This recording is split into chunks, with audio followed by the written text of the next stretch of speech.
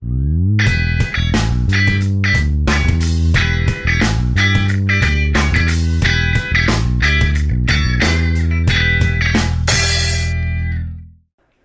última aula a gente começou a responder tudo aquilo que vocês gostariam de saber sobre o oscilador harmônico e ainda não tinham tido a coragem ou a lucidez de pensamento de perguntar.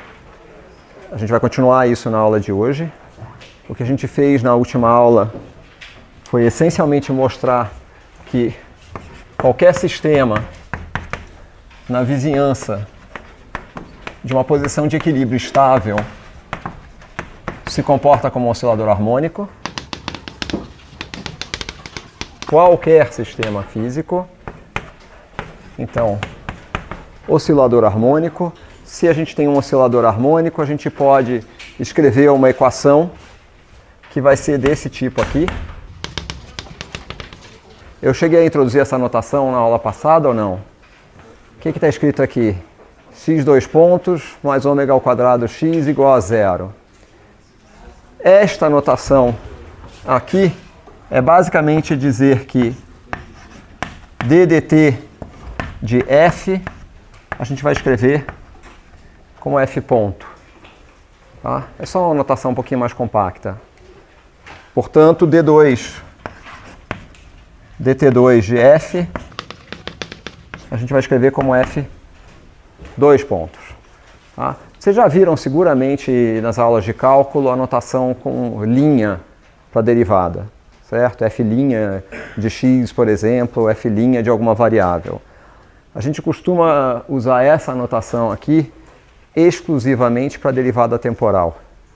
Tá? Então, ponto significa derivada temporal. Tá bom. Isso aqui é absolutamente geral.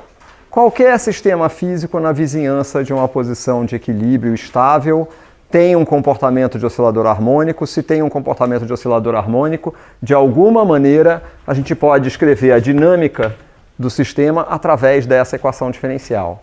E o que a gente viu na aula da semana passada foi justamente como que a gente encontra a solução dessa equação diferencial. Na verdade, se eu não me engano, a gente fez um método para isso, não foi?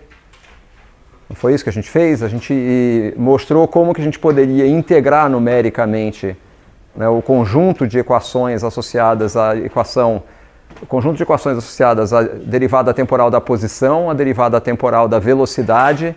Através das condições iniciais, a gente foi reinicializando o sistema e iterativamente a gente constrói a solução, certo? Foi isso que a gente fez. Né?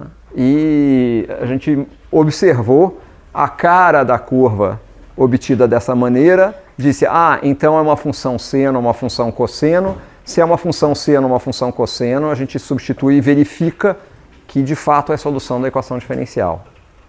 Certo? Foi isso que nós fizemos.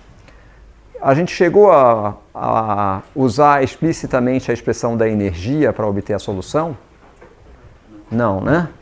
Tá bom. Então nós vamos fazer isso hoje. Eu disse para vocês que a gente tinha pelo menos 3 maneiras de resolver essa equação, então nós vamos resolvê-la das 3 maneiras que eu disse para vocês. Bom, então, mas talvez antes de fazer isso, como a gente já escreveu a solução, a gente escreveu a solução de 2 maneiras possíveis, ou x de t igual a A cosseno de ômega t mais B seno de ômega t, 2 soluções independentes que não podem ser escritas uma em termos da outra, 2 constantes arbitrárias correspondentes à integração dupla que a gente tem que fazer para resolver a equação. E a gente ajustou as condições iniciais, né, com essa forma. A gente disse que se eu tiver x de 0 igual a x0, x ponto de 0 igual a v0, a gente mostrou que A é igual a x0, né? E a gente vê isso imediatamente, basta substituir t igual a 0 nessa equação, esse termo cancela, sobra A cosseno de 0, que é 1, portanto x0 igual a A, ou A igual a x0. Se a gente quiser saber v0, o que a gente precisa fazer? A gente precisa calcular x ponto de t, dx dt, que vai ser menos ômega A seno de ômega t mais ômega B cosseno de ômega t. E a gente vê imediatamente dessa expressão que o valor da velocidade em t igual a zero corresponde a ômega B. Então, ômega B igual a V0, o que significa que B é igual a V0 sobre ômega. Certo? Bom, a gente pode substituir os valores e escrever aí. Tá bom. A outra forma foi essa daqui, a gente mostrou que era absolutamente equivalente a cosseno de ômega t mais φ. De novo, a gente tem duas constantes arbitrárias. Se as duas constantes arbitrárias são A e B aqui, as constantes arbitrárias agora são A maiúsculo e φ. Tanto uma formulação quanto a outra tem suas vantagens. Essa daqui, para o ajuste das condições iniciais, a gente vê que é imediato. Já essa daqui, para o ajuste das condições iniciais, é um pouquinho diferente, né? É um pouquinho diferente porque se eu disser que eu tenho x de 0 igual a x0, isso implica que isso é igual a A cosseno φ. Certo? Agora, se eu quiser dizer que x ponto de 0 é igual a V0, isso aqui vai ser igual a menos ômega A seno de φ. Vocês estão de acordo com isso? Se eu derivar a função seno, se eu derivar a função cosseno, eu tenho menos seno, derivada do argumento, derivada de ômega t mais φ em relação a t, é ômega. Certo? Bom, em t igual a zero, o termo ômega t some, então sobra isso. A cosseno φ menos ômega A seno φ. O que eu preciso fazer para conseguir encontrar os valores de A e de φ? Bom, tem várias coisas que eu posso fazer, né? Uma delas é pegar essa equação aqui e dividir por ômega, dizer V0 sobre ômega é igual a menos A seno de φ.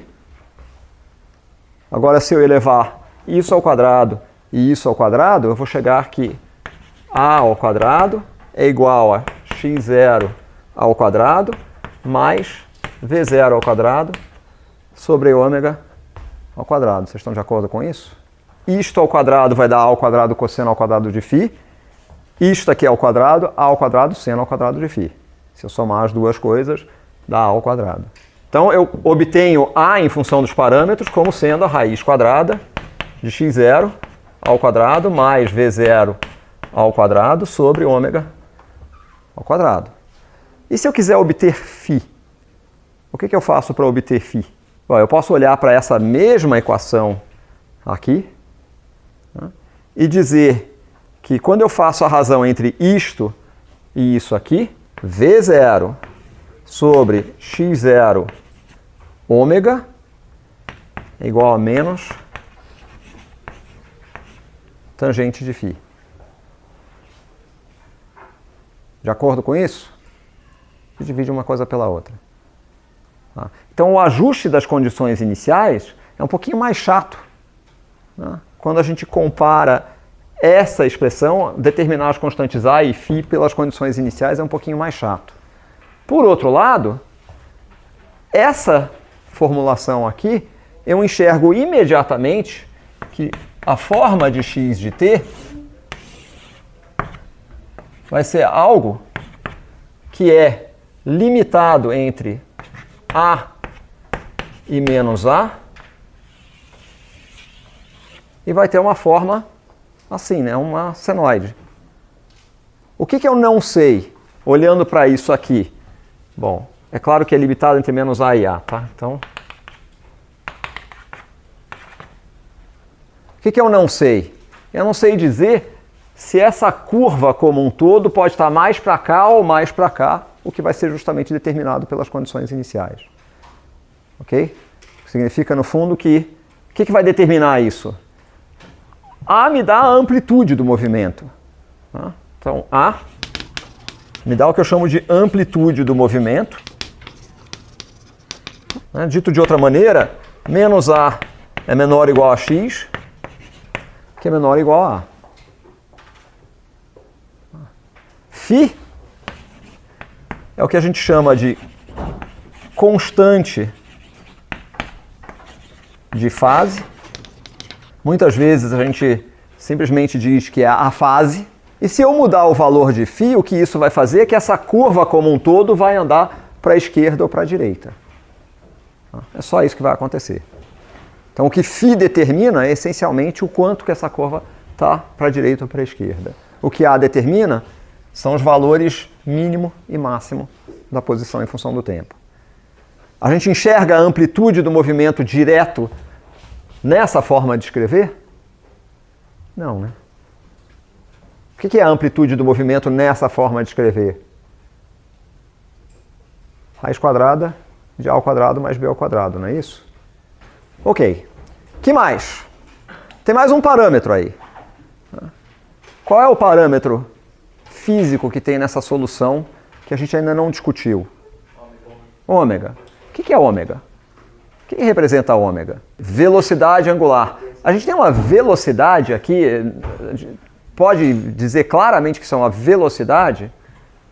Poderemos. A gente vai um pouquinho mais para frente na aula, a gente vai poder dizer isso.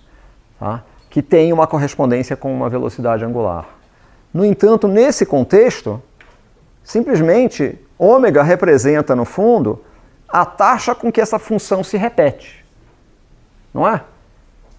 É uma frequência angular. Então, ômega é uma frequência angular. Se eu olhar para isso que eu coloquei aqui, como é que eu identifico? Eu identifico ômega imediatamente aqui? Sim ou não? O que eu identifico imediatamente aqui? Vamos lá, isso é um fenômeno periódico, né? Então eu identifico que a cada intervalo de tempo correspondente a esse intervalo aqui, essa função se repete. Eu posso construir essa função simplesmente construindo esse pedaço aqui e fazendo um corte e colagem. Eu corto esse pedaço, venho, coloco ele aqui de novo, venho, coloco ele aqui e assim por diante. Tá? Como é que eu relaciono ômega com esse período? Ômega é 2π sobre o período é 2π sobre ômega. Tá? Como é que eu sei isso? Basta olhar essa expressão aqui. Isso aqui vai se repetir a cada vez na condição φ de t igual a ômega t mais φ. No fundo, φ de t mais tal vai ser igual a φ de t mais 2π. Certo? É isso que a gente está dizendo? Né? Mudou por uma soma de um fator 2π. Então, este termo agora, né, isso aqui implica imediatamente que ômega tal é igual a 2π. Então agora a gente sabe descrever a função, a gente sabe o que quer dizer a função. Então, para a gente ir um pouco mais adiante, a gente vai fazer uma análise da energia do movimento. A gente já falou da energia do movimento? Falamos só da energia potencial, né? Explicamos que no contexto da energia potencial, se a energia é uma energia fixa, se o sistema pode oscilar só na vizinhança da posição de equilíbrio, então essa energia potencial pode ser aproximada por uma parábola. O que a gente vai escrever agora é que U de x é dado por 1/2 de k vezes x ao quadrado. Como k, ômega ao quadrado é definido como k sobre m, isso aqui é igual a 1/2 de m, ômega ao quadrado, x ao quadrado. Certo? Mesma coisa. Muito bem. a energia cinética? Como é que a gente define a energia cinética? 1 meio de mv ao quadrado. Né? Bom, só para a gente, né, aproveitar a nossa expressão, isso significa que isso é 1 meio de m, ômega ao quadrado, a ao quadrado, cosseno ao quadrado, de ômega t mais φ, substituindo a expressão geral para a solução do oscilador harmônico, certo? Se eu agora tratar da energia cinética, K é 1 meio de m v ao quadrado, ou seja, 1 meio de m x ponto ao quadrado. X ponto, a gente já calculou. Pega a expressão a cosseno de ômega t mais φ, deriva em relação a t, isso dá menos ômega a seno de ômega t mais φ. Eleva ao quadrado, ômega ao quadrado, a ao quadrado, seno ao quadrado de ômega t mais φ. Então vejam só, isso aqui é 1 meio de m, ômega ao quadrado, a ao quadrado, seno ao quadrado, de ômega t mais φ. Paulo, Oi. e a energia cinética da rotação? Que rotação? Se, por exemplo, for uma bolinha e uma rampa. Ah, se for uma bolinha numa rampa. Rotação também. Isso. Aí, o que isso quer dizer é que a gente não está tratando do problema completo. Né? A gente não tem uma energia potencial, né, em cujo mínimo, né, nós estamos nos deslocando em torno desse mínimo próximo. Tá? Se eu tiver uma bola descendo uma rampa, eu tenho mais de uma forma de energia potencial. E o que a gente pode mostrar é que o conjunto, tanto o movimento de translação do centro de massa vai obedecer a um movimento harmônico simples, e pura e simplesmente isso, o movimento de rotação não vai ser um movimento harmônico simples. Tá? No entanto, a energia total vai ter uma componente associada à translação, uma componente associada à rotação. Tá? Então você está imaginando, vamos lá, você está imaginando isso aqui. Eu tenho um sistema, uma bola rolando sem deslizar, né, no fundo, numa tigela, por exemplo. Certo? Muito bem. Próximo ao mínimo aqui, o que eu vou ter é uma energia potencial com um mínimo, né, portanto, vizinhança do mínimo, movimento harmônico simples. No entanto, a energia cinética desse movimento, ela não é puramente energia cinética de translação do centro de massa. Tem uma parte da energia cinética que corresponde à rotação. Tá? A combinação entre que parte disso é energia cinética de translação e que parte é energia cinética de rotação depende se isso é uma esfera, se isso é um anel, se isso é um disco. Isso vai modificar a repartição de energia entre energia cinética de translação do centro de massa e energia cinética de rotação. No entanto, a energia total continua sendo energia potencial mais energia cinética. Apenas nesse caso eu tenho que tomar um pouquinho mais de cuidado, porque esta forma aqui não vai ser diretamente, não vai me dar diretamente energia cinética. Ok? Só isso.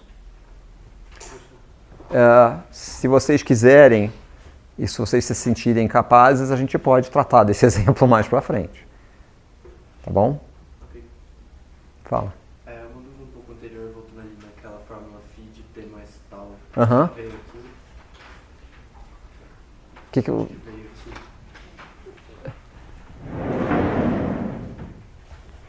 Isto aqui a gente pode chamar de um φ de t igual a ômega t mais φ constante.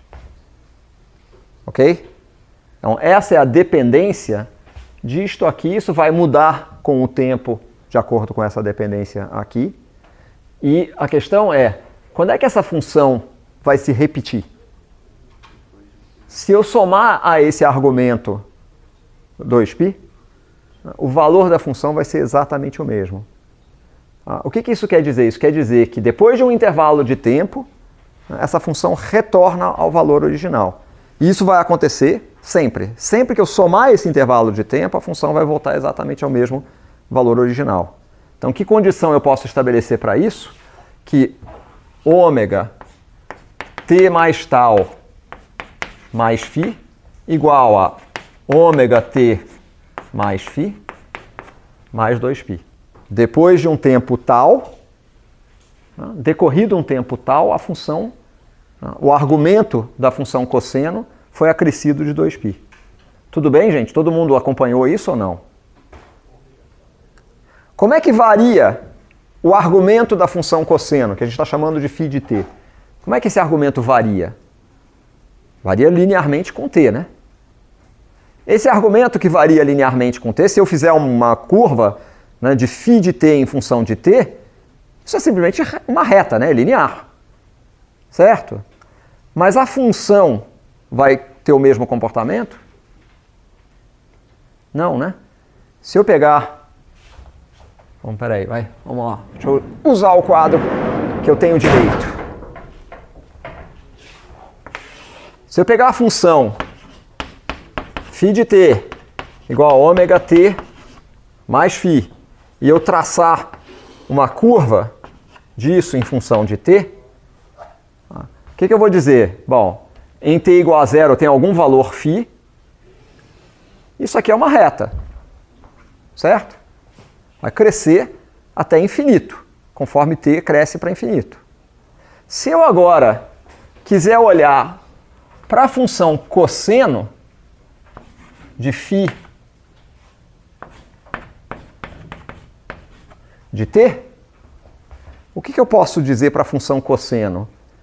O argumento da função cosseno, ele no fundo é definido a menos de 2π, não é isso? Cada vez que eu somo 2π ao argumento da função cosseno, ela volta exatamente ao ponto de partida. Não é isso? Bom, então isso é basicamente equivalente a dizer que para esse argumento φ de t, no fundo eu posso desenhar isso da seguinte maneira. Eu saio de um valor φ, eu chego, vamos dizer que esteja definido entre 0 e 2π, então se isso aqui é igual a 0, se eu chegar a 2π, isso é equivalente a dizer, tá bom, aqui eu volto a 0, vou a 2π, volto a 0, vou a 2π e assim por diante. Por quê? Porque do ponto de vista quando eu avalio a função cosseno para esta função aqui, cada vez que eu chego a 2π, eu posso subtrair 2π dessa função inteira e não muda absolutamente nada no resultado da avaliação da função cosseno. Certo? É basicamente a mesma coisa que dizer, um arco é definido módulo 2π. Não faz sentido eu querer falar de um arco de 0 a infinito, ou de menos infinito a infinito. Por quê? Porque na hora que eu tratar de um arco, dar várias voltas em torno de uma origem, como é que eu sei que eu dei várias voltas e que eu não fiz simplesmente um deslocamento em relação a uma origem limitada? Este deslocamento ou esse deslocamento, vocês conseguiram ver alguma diferença? Vocês veem alguma diferença? Não, né? Deixa eu mudar a pergunta. Qual é a diferença que vocês veem? Ótima resposta. Muito bem. Ok? Então, só interessa dentro de um intervalo de 2π. Ok. Vamos voltar ao que nós estávamos construindo. Eu vou... Oi. Mas aí, eu não entendi o ômega tal igual a 2π. Por que ele apareceu ali? Porque, olha essa expressão aqui. Estou dizendo que isto é igual a isso. Né?